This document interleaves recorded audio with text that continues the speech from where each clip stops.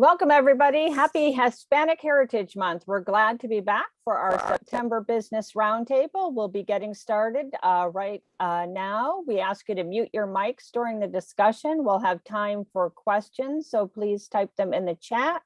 We'll also have time for you to ask questions at the end of the roundtable. Our roundtable is, as I said, being recorded. We've turned on closed captioning. You can toggle them on or off using your Zoom toolbar. The captioning is provided by Zoom, and so there may be some errors. Our guest tonight during Hispanic Heritage Month is Elias Castillo, co-founder of Trifecto Bar and general manager of the Common Kitchen in Clarksville Common. I want to give a warm Wildcat and Terp welcome to Elias and Nat, who is coming to us from JMU. The roundtable is in partnership with the Ujamaa Business Roundtable, a roundtable of African-American business owners from the counties of Howard, Montgomery, Prince George's, Baltimore, and Baltimore City. So I'm going to turn it over to Nat to get the roundtable started. Welcome, everyone. Thank you very much, Nancy, and welcome, everyone. We're again excited that we're celebrating also Hispanic Heritage Month, and we've got a fantastic guest that I just recently met, and I'm excited about having him as our showcase for this month and for this night. Elias, how are you? Good to see you. Hey, Nat, good to see you. I'm doing pretty well, thank you. We've joked already now to our audience that we both are now in Virginia. He lives in Virginia, and I happen to be spending the week here a little bit further down the road in JMU territory in Harrisonburg, Virginia. So we're claiming tonight that we're Virginians tonight, at least for me, for the week. Yes, yeah. Well, getting back to us, we had a great beginning meeting last week, and you shared your story about how you came here to the United States and to Howard County. So if you would open up and share your story to us tonight about your trip, your journey from your home country, and I'll let you identify your home country, and then how you evolved from there to the United States and Howard County. So please open us up with that. Right, yeah. So welcome, everyone. Thank you for joining us in this Zoom meeting. And I hope you guys get to learn a little bit about myself and a little bit about entrepreneurship and being an immigrant and the experiences that might take you, and how you can turn that experience and turn it into a successful business, hopefully. So I came to the United States when I was 13 years old, and I so happened to come to Howard County. And my parents had lived in the United States since 1994. And one day they decided that I should come and join them. And I was taken aback a little bit. I wasn't too excited to come to the United States. I was 13 already. I was almost in high school, and I had a group of friends, and I was kind of not looking forward to it. And sure enough, I showed up and I came to the United States. And my first day in high school, I went to River Hill High School for my very first day. And they had an ESOL program. It was an intensive ESOL program. And I spoke zero English. And this was back in 2003. And it was a shock, not knowing any English. And I believe there was one more student in the entire school who spoke English. And they pulled him out of his class to just talk to me for a second and kind of give me pointers. And he was able to give me some pointers, and I was pretty lucky. And there was 3 other Latino people that joined my ESOL cohorts that year. And then I was able to have some people to talk to. But I got to give credit to the Howard County public school system, because within a year, I was pretty much conversational in English. So it took about a year. Mm-hmm. So if we fast forward a little bit, I left the program there because I was already kind of grading out of it. And I went to my home school, which was Wild Lake High School. So I grew up right in Columbia, right by the college, the community college. So I did my remaining 3 years of high school at Wild Lake, and I graduated in 2007. And from there, I knew that I wanted to continue my education and I wanted to go to college. But being an immigrant, I wasn't able to afford a lot of the 4-year programs. So I decided to go to HCC and pay my way through school. So I went to HCC for many years, and it took me a long time to graduate from there. But eventually, in the fall of 2011, I graduated with an associate's in business, and I knew that there was a transfer program. In fact, I was looking for it, and I transferred to University of Maryland, and I did I got my bachelor's in business administration from the Smith School of Business. So it was there where I created a bunch of business plans. In fact, I created, I think, 5 different business plans. And, Wow. yeah, and it was different things, different types of businesses. We created this company that was going to make teepees for students to take naps in, you know, or at least my friends were working on that project, and I kind of like helped them think through that. But at the end of the school year in May of 2014, right, one of my best friends from college, her name's Elias Castillo. We were graduating, and we knew we wanted to start a company. And we said, hey, listen, do you want to start that company that we created on the school project? And she said yes. So right after graduating college in May, we went and we started our company. We called it District Juicery, and it was a juice company. And we called it District Juicery because we found a food incubator in DC.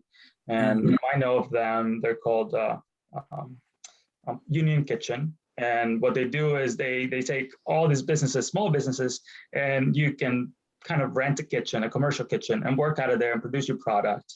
And it's a fraction of the cost of what you would pay at another institution, basically, right? So if you had to do it on your own, you probably have to spend $200,000 to set up your own kitchen, versus this kitchen, you might pay $1,000 a month. So we started that company. We grew it, and we were working regular jobs and doing this on the side because we still didn't have, we didn't have enough capital. We weren't big. So we started funding the company with our own money from our regular jobs, working on it on the weekends. We got into a few stores. We got into a few stores in DC, a lot of the natural food stores we got into, and we even got into a Whole Foods selling juices and granola. Was that in DC or out in DC? Yeah. Okay. Yeah. So to this day, my company, the name is District Juicery, and we do DBA as Trifecta Bar. So that's how we came to be Trifecta Bar. And fast forward 3 years of doing that, we were looking for actual space now. So we wanted to open our own brick and mortar and open up our own business. And I so happened to know a friend who I had worked with before. She knew I had a company. And this is the importance of networks, is because you don't know who will reach out to you in the future and give you an opportunity right out of the blue. So we're talking 2017 now, and somebody reaches out to me, an old coworker, and says, hey, I know that you have a business and maybe you want to open up a shop. They're opening a food hall right here in Howard County. So I had already moved to Falls Church, and it was an opportunity back in Howard County where I grew up and where I know. You shouldn't have never left us. That's why. I keep saying, but we got to convince my wife somehow one day. We'll work on that. Yeah, we'll work on it. And,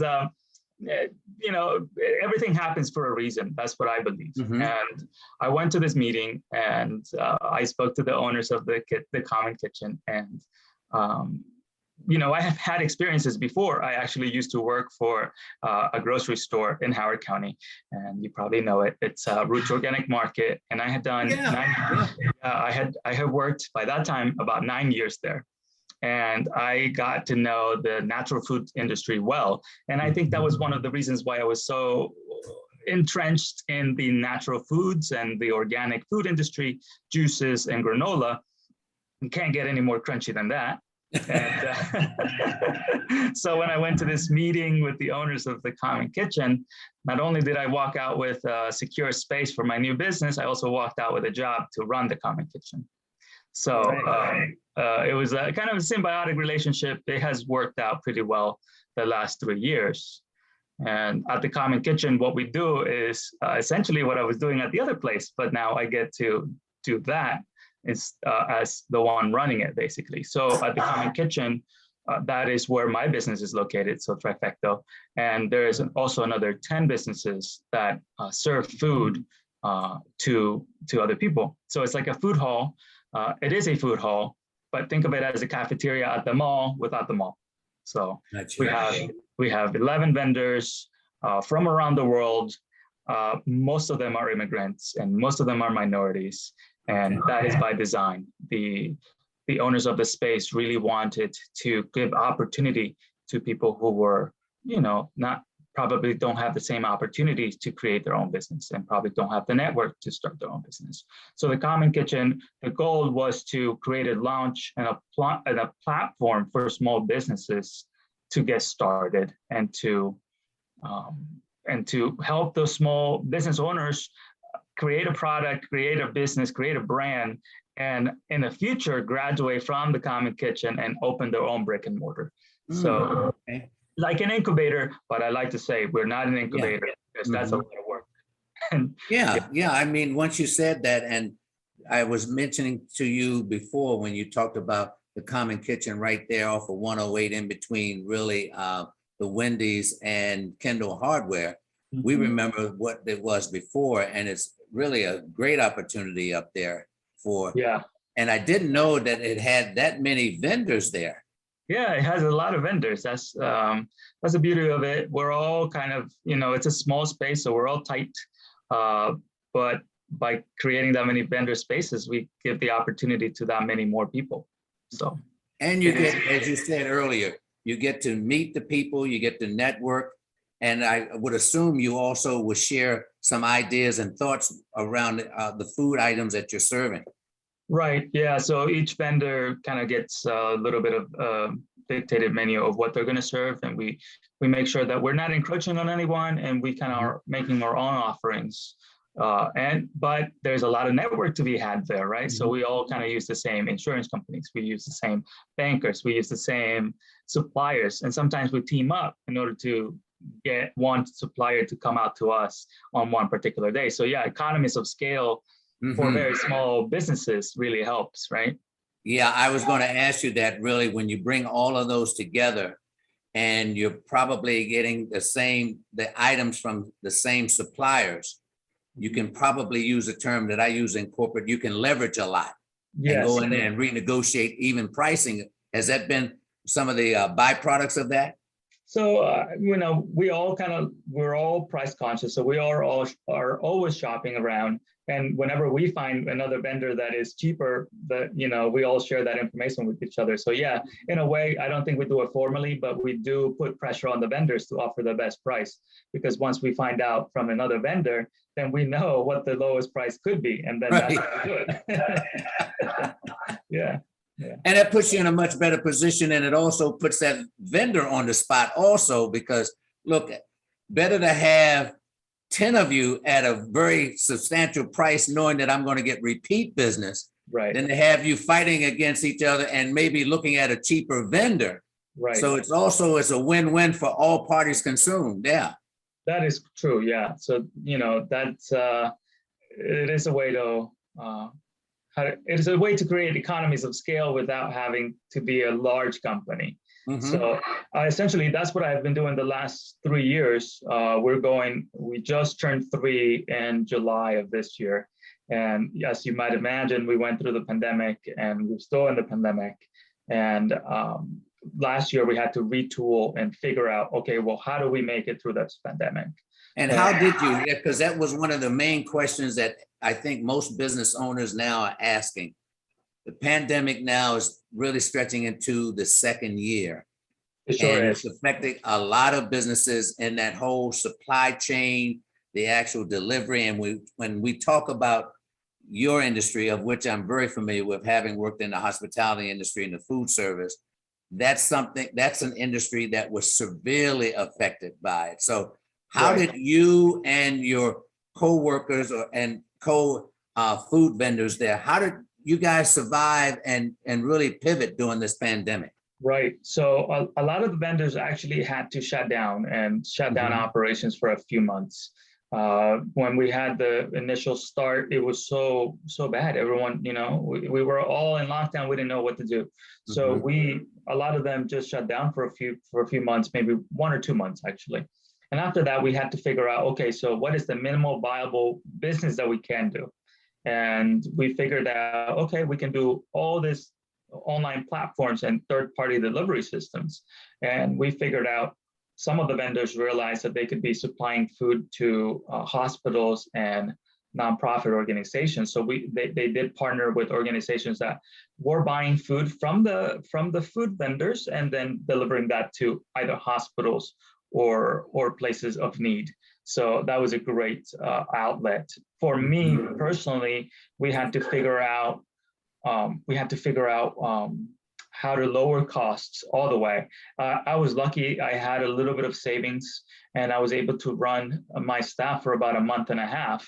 But if you're a business company, like a food business, you don't have that much cash in the bank. You're relying on those sales that are coming in every single day to bankroll your way forward, right?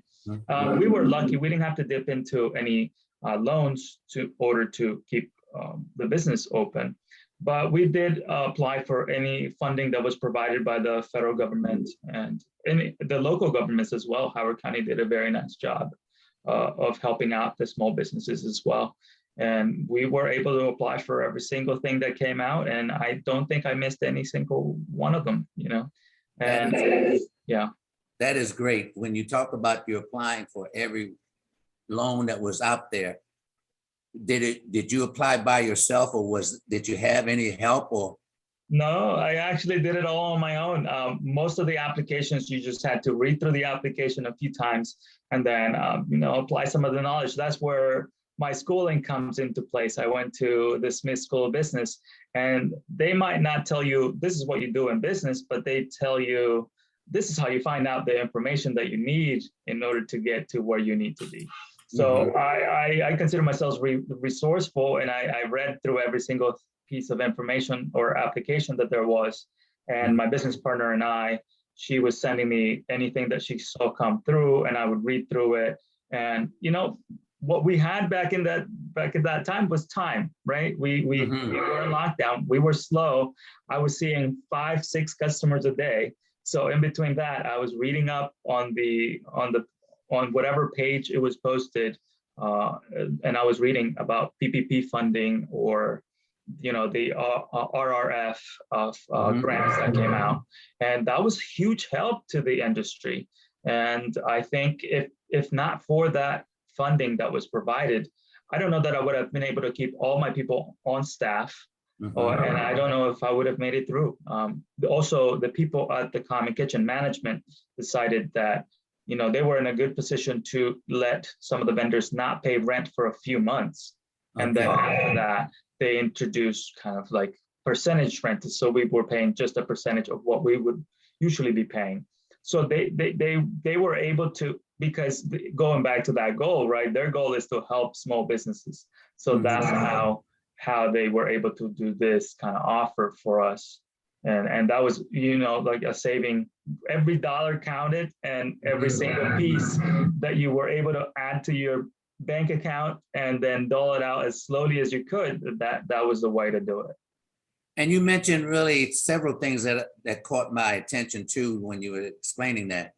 You had a business partner and also the relationship that you had with your owner of the Common Kitchen. Elaborate really, do you think that that's essential for most business owners if they can to have a business partner? And if you do, what are some of the things that you look for if you had to in a business partner? Yeah, so I am thinking about that constantly, right? So my business partner, we went to school together and we kind of do similar things for now. She's the economic developer.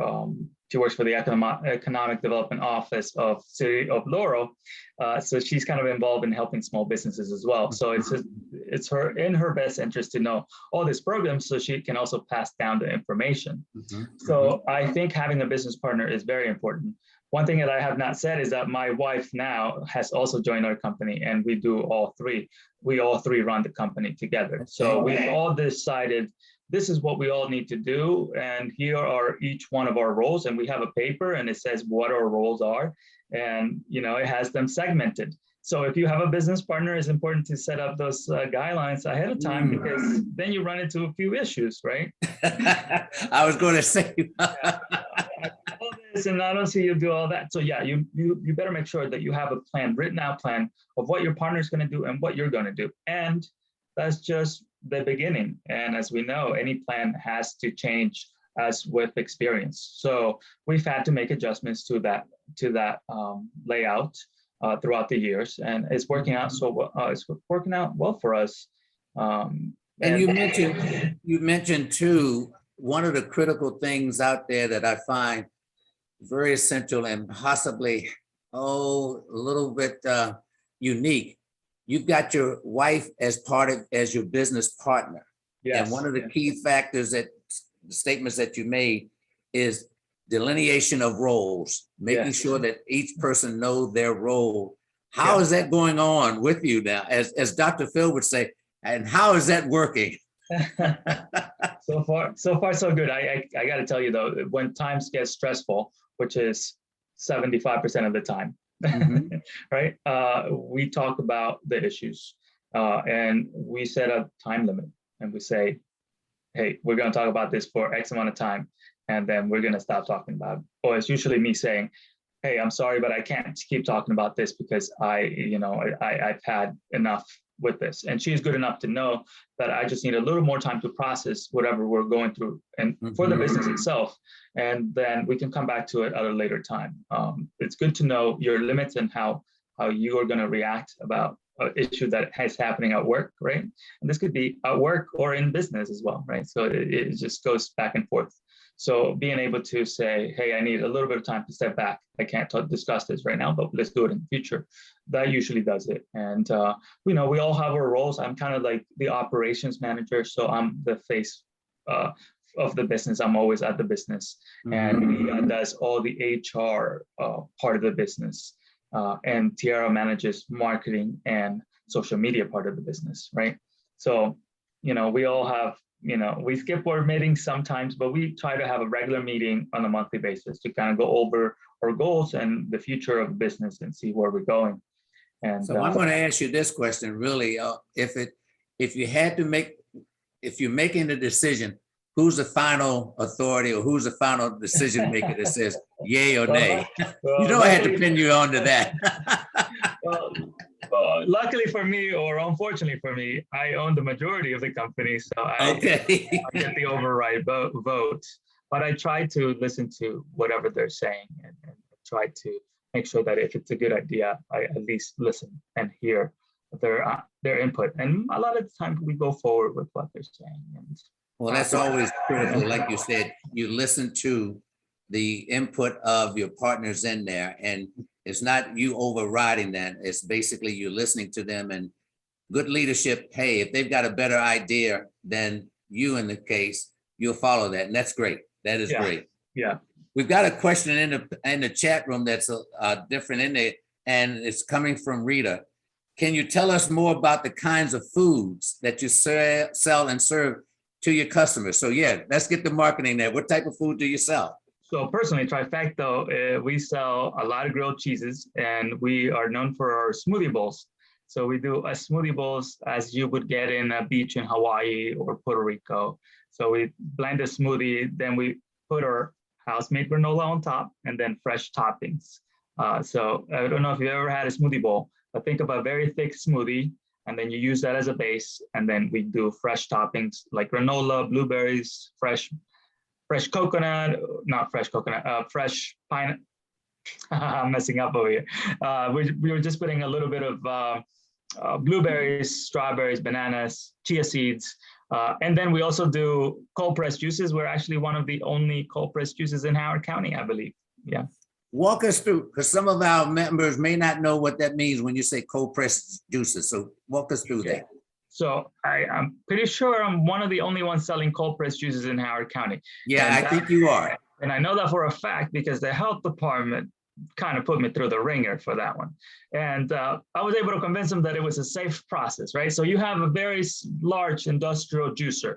You put it through a shredder, and you can put a whole pineapple through this thing, and the hole is like this big. You put it through there, it shreds it, it puts it into a mesh bag, and then it applies about 10,000 pounds of pressure, hydraulic press, and then you press the juices out of the pulp, and then you collect the juices at the bottom, and then you put them in a bottle. So very safe process. It's not pasteurized, it's raw, and it's better than the other juicers that you have at home, which actually shred the product and then spin it and then push it out. It's a little bit, it's cold press. So you're not heating out the nutrients and not killing any of the nutrients essentially. Well, I'm curious now, when you said all of that too, how did you convince the Howard County? Did you have to have them to come out and see it firsthand? Yeah, obviously, yeah. They inspect every business before they open. So, I believe. Did they taste it? No, I don't know that they're allowed to, but yeah, they haven't tasted. Yeah, they haven't tasted. I mean, it's like a salad, right? If you put a salad together, it can go bad, and you don't want anybody getting sick from that. So it's very strict guidelines that you have to do to make sure that the product is safe. And I like to tell people, if you eat salads, you can have a juice. You're always taking a little bit of risk, when you're having a salad, because you don't know who's handled it or how they handled it, right? So, I had to create a 7-log reduction, little log, and a HACCP plan, and I had to contact the manufacturer and have them provide all the information about how it was safe and how it was sanitized, and then I was able to get it through. But it's a tough process. So do you market now saying that it's been approved by the Howard County Health Department, or what? Well, I would hope I can say that, because I wouldn't be able to sell it if they had not approved it. That's what I'm thinking. You're somewhat not using the FDA, but you're Howard County Health Department approved. That's a good sign. That's a good thing to say. Yeah, it sure is. Yeah, and actually, well, and it also gets me back into another question too. How do you come up, when we talk about food and we're talking about the concepts, how do your team comes up with these new concepts? Because you and I both know the food industry, you have to stay relevant and looking at new ideas and new thoughts. So basically everything on Trifecto's menu is something that my wife and I and my business partner have all gone out to travel the world, and then we like this type of food, and then we bring it back and we say, I really like that acai bowl that I had in Puerto Rico. And it is true. That's how I do things, right? So I love travel and I love food. So why not marry the two? And when I travel, I try different foods and we'll kind of bring that to our place. We also, we're Instagrammers and we're TikTokers now. So anything that we see on there that is trendy, we try to bring it. And more so for the Common Kitchen too, if we notice that something is more popular now, and one of the vendors has not been doing so well, come renewal time, we can say, hey, what are you thinking? Do you want to change your menu, or do you want to just step out?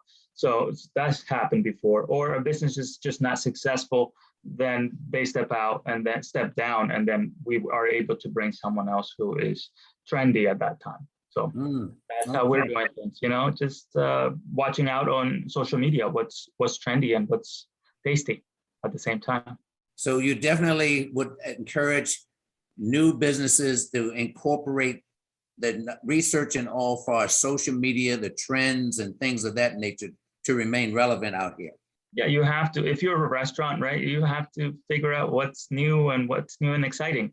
And you have to make room for that new item by discontinuing something that's not doing well. So also data analytics is important there. So you got to be looking at your sales data and figure out, okay, what's not selling and what is something that I could replace it with that's going to do a little bit better. Yeah, I think that's a great idea when you start talking about the data analytics, and that's something that you can use across any line of business, particularly if you're in the consumer business, whatever you're selling, whatever your marketing is, whether or not the data supports to what you basically the product is. Yeah, so I used to work as a buyer for the grocery store that I mentioned before, and I used to analyze, hundreds of different products and SKUs, and then figure out there's always a new product out there, and then you have to balance it between upsetting that customer that really wants that product, but then you got to keep it exciting for those people to keep coming back with the new products. So that's what you have to end up doing. And I would say that would have to be true in any business, right? Like even if it's a banking institution, you have to figure out what's new and exciting for that next client, right? So. And you mentioned that segueing right into the finance and all. Did you have to in the beginning and even now secure additional capital? And if you did, how did you go about that? How did you approach the banks that you were talking about? Because there are several banks, major banks out there that would be possibly vying for your business, or there are banks out there that just say, you know what, you're a startup business, that's not what we're interested in right now. Right. So at the very beginning for Trifecta, for District Usury, like I mentioned, we were just adding from our own paychecks. Every 2 weeks, we were adding more money to the company, and we were just burning through money. But we were also making sales at the same time. So we were able to build a little bit of a bank relationship with Wells Fargo, and we could show sales receipts and we can show expenses, right? So we weren't making a ton of money back in that day, but we were also able, within a few months of starting the company, we were able to apply for business credit cards. So those are important. And we were able to get pretty high limits on what I thought was high limits back in the day for a very small business. And we were able to use that credit card to do our purchases and, kind of cash flow the business a little bit. After that, when we started the Trifecto, we had a little bit of money from savings, and we were able to find not an investor, but somebody who could give us a loan. So they made us a small starter loan, but it was a significant loan for us, and it was enough for us to get the business started. And we have been servicing the loan since then, and it's very good terms. And we were able to just use the network that we already had and kind of show receipts, and they had enough confidence in our sales and our business acumen that we were going to be able to pay back the loan, right? So if you can show, hey, this is how much money I have coming in, but if I had this space, and with the use of this money that you can lend to me, if you can show a banker, or if you can show a private lender that you are going to grow your business because of this loan, I mean, why you have to make it easy for them to realize this person is trustworthy and they should be able to make this loan payment back to me, no problems, right? Yeah. Another comment you made during this previous one, the word network. We both know how important that is. How did you go out there and really establish your network, and what type of networks, because there are different types, what type of network did you really start, and how important was that to you? So I think you can create a network in your everyday, right? So there's always bids and asks. And whenever you meet a new person, you have to figure out, what can I offer this person before I ask for anything, right? Actually, what can you do for that person? So a lot of the relationships that I have built are with vendors, right? So I used to be a buyer, I had vendors. The vendors want to sell you stuff, so you know what they're after. But you can also leverage that relationship later. When I turned into a seller, when I want to sell my business to a vendor, then I can use that relationship and go the other way, right? And I can say, hey, can you help me with this? Or do you know where I can find out more about this or X, right? Also, being an immigrant, I was able to plug into an organization that was called Fern, very formerly, and now it is called Luminous. And for the last 3 years, I have been volunteering with them, kind of informally, but I am a DACA recipient, but since I have been able to turn into a legal resident, and I was a client at Fern or Luminous, and they helped me tremendously. And when they reached out to me and said, hey, we would like you to kind of help out with some projects, I was happy to help because they have helped me thus far. And one thing leads to another, and that's how you start meeting other people that can grow the network, right? And if you are offering something out there then the opportunity just comes back to you. I just believe that firmly. Every single job that I've ever received, I haven't looked for, right? And it's just come as an offer later. It's like, do you want to do this? And it's great to be able to do that because you have a network of people. And I don't know if I call it network, I call it friendships more. Good right? point. Yeah. They're friendships, but some of them they're business relationships, yeah, obviously. But you can, if you have a need, for example, you can reach out to the small business office in Howard County, right? And they can help you. They can help you with questions that you might have. And like this is an example of that, right? Like I'm just here talking about the business, and this opportunity came through me because of I met somebody from the Horizon Foundation like 3 years ago, and she remembered that I was part of like this ecosystem, and then she reached out to you, I believe.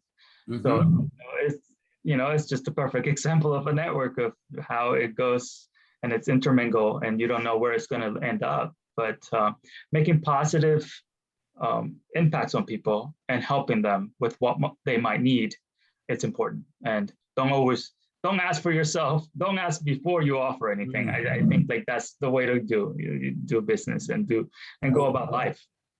Totally agree with you 110% on that. That's been something that I've really admired, that business opportunities that are out there. It's basically who you know a lot of times in terms of that network. So, and who also knows you. So that is great in there. We've got another question coming in from Pat, and great question. What's your 5-year vision for your company? You've launched it. It's been 3 years now, 4 years. What's that long term? Where do you see it going? So if you would have asked me that question 5 years ago, I've told you that by now I would have about 7 stores, right? But then I had a pandemic, and then life happens. So yes, I have a 5-year goal. I have a 5-year plan. So my goal is to continue to grow Trifecta into a few more stores, potentially to about 10. My goal is to do 10, but that's not the 5-year goal because it's 1 a year. So that would be 5 by then. And I also want to create another food incubator. And we have been looking into doing that and doing a very large project, in fact. But it hasn't materialized. You can plan for all you want, and then you start planning and you start meeting people, and it hasn't materialized just yet. My goal would be to open up a very large food incubator, either in Howard County or closer to where I am, so maybe Montgomery County or Howard County. And well, you have to find a space that is large enough, that is cheap enough, and that you can staff, right? So that is one of my other goals in life, is to do that. And I used to be very driven and say, I want to do this, and that. But the last 2 years, in fact, even before the pandemic, I started realizing that I was always striving for what is next, and what is next. And I was never able to enjoy what I had already accomplished. So I graduated college, and what did I do? The next thing was like, okay, well, I got to do this, right? And I never realized that I had put so much effort into graduating college that I did not enjoy that little bit of time right after college, right? That could have been my free time. But instead, I decided to work nights and weekends on top of my regular job to create the other company. So, I'm slowing down a little bit, believe it or not. I'm stepping back a little bit and and trying to figure out, what is that next step? I know for a fact that in the next year, I want to open up another coffee shop, another Trifecto. And now, do you have now, I'm just another thought that came in my mind, and I'll go to the questions too.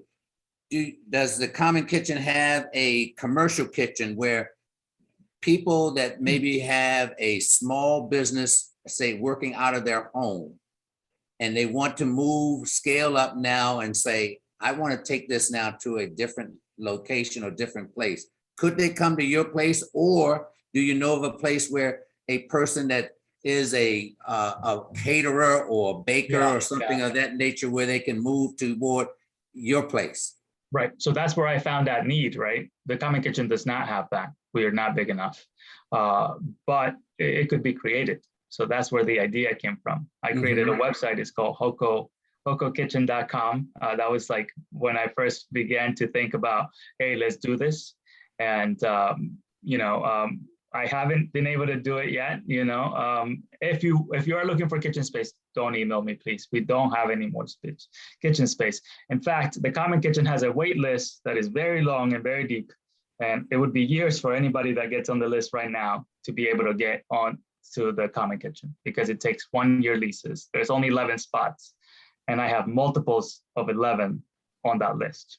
Well, you're telling me something right now, Elias. When we think about it, if there's a waiting list, then hopefully that means that there's possibly a need out there.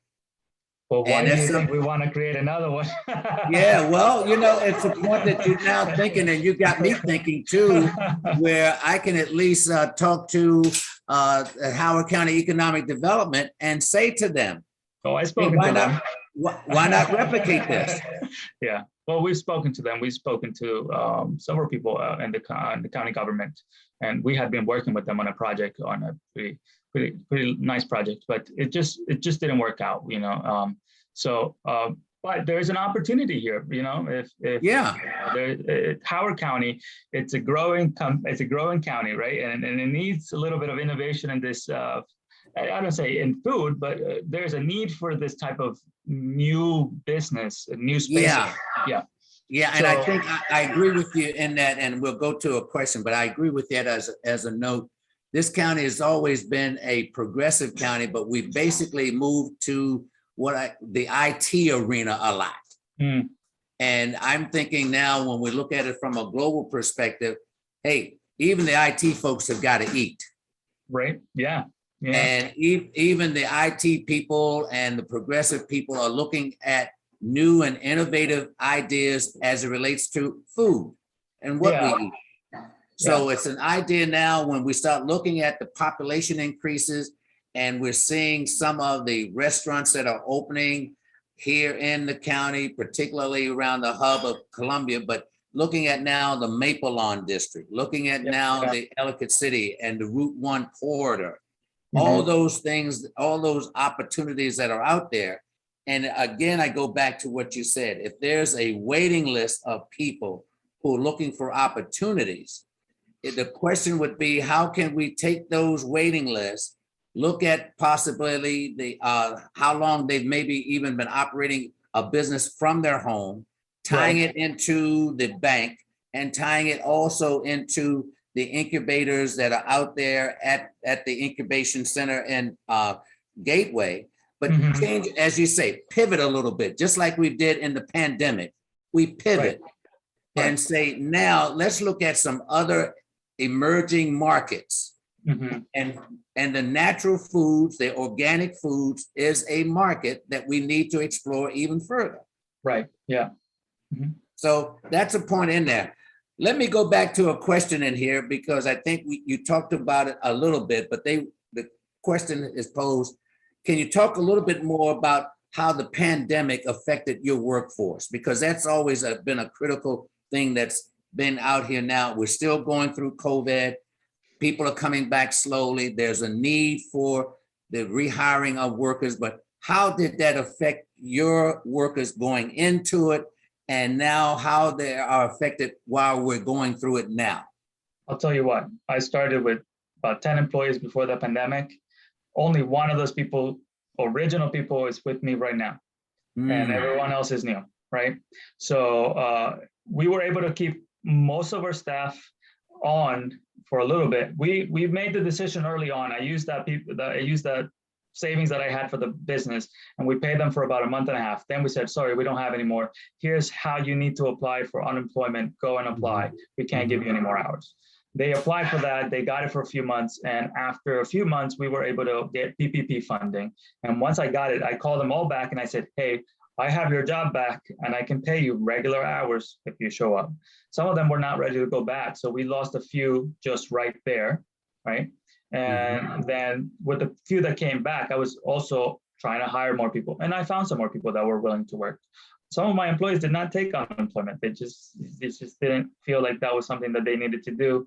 And plus the line of work that I'm in, I hire a lot of people who are probably still living at home. So not all of them need a job right away. So I did hire more people. Then we got pretty lucky and we were able to hire a lot of the college students that were back from college because they were in online classes. And then we lost those people at the end of August. So we lost when they went back virtual, when they went back to school. When they went back to school, then I lost 5 people, right? I lost 5 people all at once.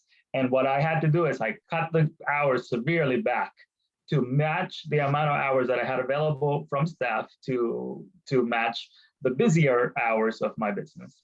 And so far that's worked. And luckily I have been able to hire 3 new people to replace 3 of 5.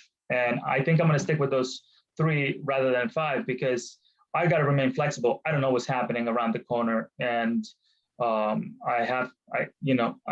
can already tell a trend is going this way. And I got to be cautious, but also optimistic and not overdo it.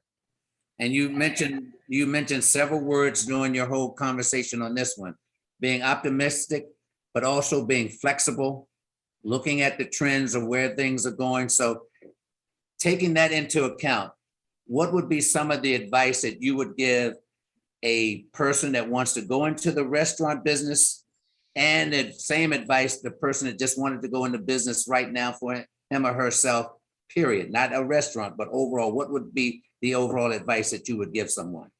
I would say research what you're trying to do and figure out what makes your gadget different than the other guys. And what, not only what makes it different, but what it makes it better, right?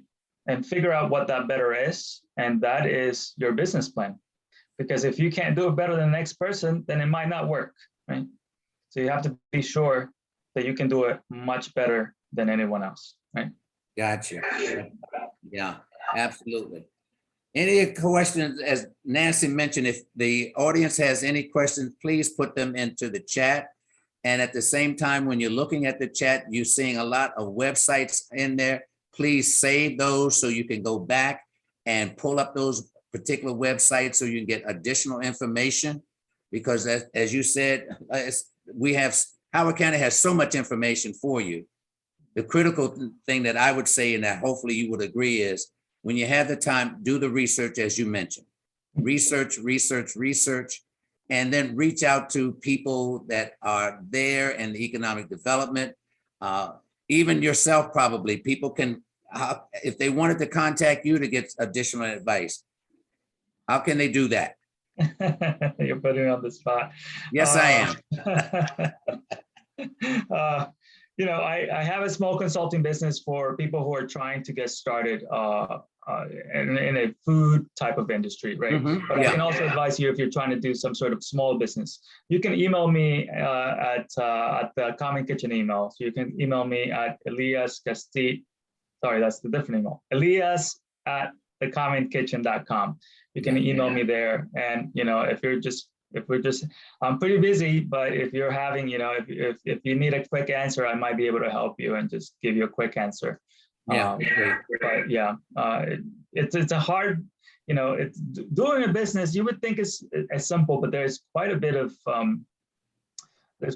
nuance, and you don't know everything you need to know until you start doing it. For example, like when you open a business, you don't realize you have to get like 5 types of different business licenses, right? So you have to get a sales and use tax. You have to get your registration with the state. You have to get your health license. And if you're doing it on your own, you have to do a build out, you have to build that application, and then you have to deal with all these people. So I think the important thing, if you've decided you want to open up a business, jump head first and start doing the work, because the more of the work you do, the more you find out of what you have to do. And guess what? If you mess up, there you can just say, I'm sorry, I didn't know how to do that, and I didn't do it. And I've done that so many times, because I'm learning as I go. I don't have anyone else here to show me by hand and guide my hand. So I've been doing it by trial, and then that's it. You just I agree. If you don't make mistakes, you don't understand what you right. need. No, I agree with you 100% in that whole idea that one, you've got to keep going. Number two, it's continuous learning. You're always going to learn every time that you're out there. You've got to continuously learn. I mean, that's one reason why I formed our business showcase roundtable before, is having people where we can feed off each other and learn from each other. And then at the same time, I'm like you, I've got a consulting business also that I do business coaching out there. And the critical thing is you're always going to learn every day something new about your business. Yeah. I just heard this afternoon on a podcast. I listen to a lot of entrepreneur podcasts, and a gentleman was saying, you know, a mentor is not somebody who is 10 years ahead of you. A mentor could be somebody who is one step ahead of you, right? They've just gone through it one step ahead of you. So sometimes we're kind of, you know, we're looking for that really high up CEO who could give you that mentorship. But sometimes your coworker who's been there one year ahead of you can give you the better coaching. So, you know, it's finding an ally in everyday people and who can help you and how can you help them. And one of the things that you didn't mention is when you look at that, you got to be doing what? Be willing to listen. Yeah. Yes. How important is that? Yeah. Well, you can't ask for advice and if you're not willing to listen, right? Like that's.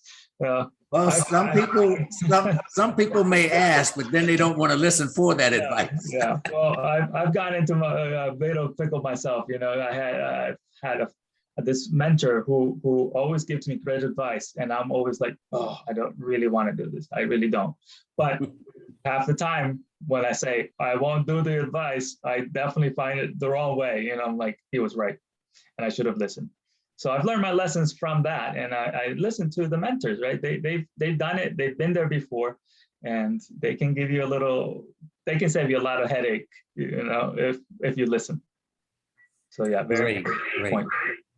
We've got about 5 minutes left before we close. If there's any questions that our audience has, again, please put them in the chat. We definitely want to answer those questions.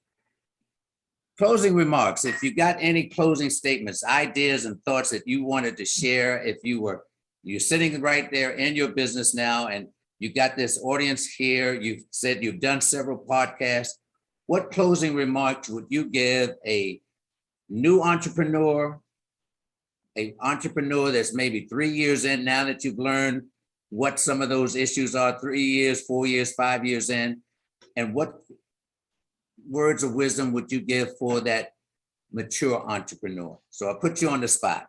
Okay, yeah. Let me start by saying that if you're doing a business to do it for money, right? If you're doing it for money and money only, it's going to be very hard and it's going to be an uphill battle. So you have to be passionate about what you are doing before you can think about making money part. I think a lot of us get into a business and we're like, I'm going to do this because I want to get rich. And that might work for you, but 90% of the time, I don't think it will work for you because you will hit a lot of bumps. And if you're doing it just for the money, you will give up on year 2 because you still haven't made any money, right? So you're going to be making sales, but you might not be in the, making profit territory, right? So I would say strap in and prepare for a wild ride because there's a lot of ups and a lot of downs. But you have to decide what is your goal? What is your why, right? And if you're passionate about that project, you're going to be able to make it through. That's not a problem. I have a hobby. I do gardening. I've been doing it for over 15 years, right? And every day is a learning curve. It's a learning experience. And I always say, I'm going to grow this many things this year, and I try them, and sometimes I fail. And then I use that experience and I use it next year to grow better and better foods, right? This year, I think I grew over 200 pounds of tomatoes because I went a little crazy. If you're a business owner with the passion of a hobby, but you turn that into your business, you're going to be very successful. So I would say, be passionate about what you're doing and don't give up, because if you give up on a lot of the downtimes, right, it's going to be easy to give up. But if you have a focus in mind and you have a goal in mind of what you want to do, and if your business plan is to create the next Amazon out there, you can do it as long as you make it your passion. I hear you loud and clear, and it reminds me of people that I've heard over the period of my years of saying, keep the passion, but keep pounding, keep going, keep going. Exactly. Don't give up, and just keep going. And one individual just said, keep pounding, keep pounding. Keep pounding. You're going to get through that. It is And one day at a time. Yeah. Mhm. If anything proves that, right? It's last year. Every single day was a struggle, like seeing 5-6 customers each day going from 50 to 60 a day, right? You're seeing 10% of sales. And, Mhm. It crossed my mind. It's like, why are we doing this? Why are we doing it? And the reason is I've been working on this business for 7+ years. I cannot let it go just because of this, right? And if the pandemic was not able to shut me down, what do you think that does to your morale, right? Nothing can stop it after that, right? Absolutely. Maybe the zombies, but that would be a bit. No, I totally agree with you in that you're absolutely right. Sometimes when you come out of this, you're coming out stronger.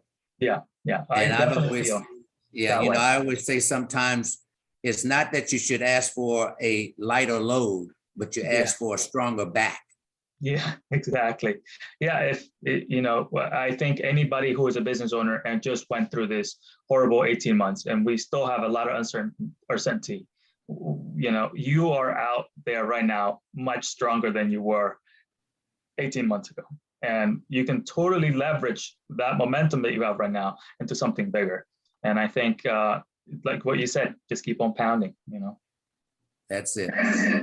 Well, I want to sincerely thank you for taking time out of your busy schedule to share with us your insight, your words of wisdom, your encouragement. You're truly inspirational for all of us in here, and for being our Business Roundtable celebrating National Hispanic Heritage Month as our guest.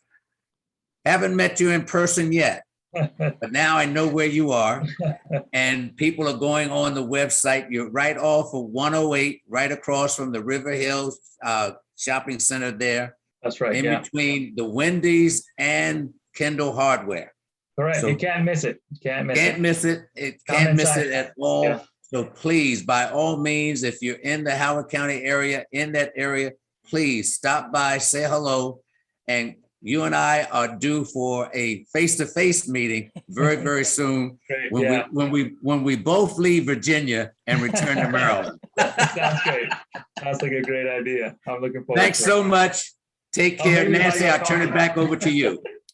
We want to thank you again. The chat is filled with comments of appreciation. So we are going to thank you so much. If you have any questions that you think of later, please, you can email Elias, or you can email the roundtable and let us know. We'll make sure that we get them to Elias. We want to thank Nat again for being a wonderful facilitator of these discussions. And Nat, we will see everyone back in October. Is that correct? Absolutely. On the 4th Tuesday at 7 p.m. We want to wish everyone a lovely evening. We're going to let Elias and Nat get back to their wives. So please thank them for us for letting us borrow you both for the evening. Have a wonderful evening. And thank you so much, everybody. I'm going to go ahead and turn off the recording. Thanks, Elias, thank you, sir. Thank you.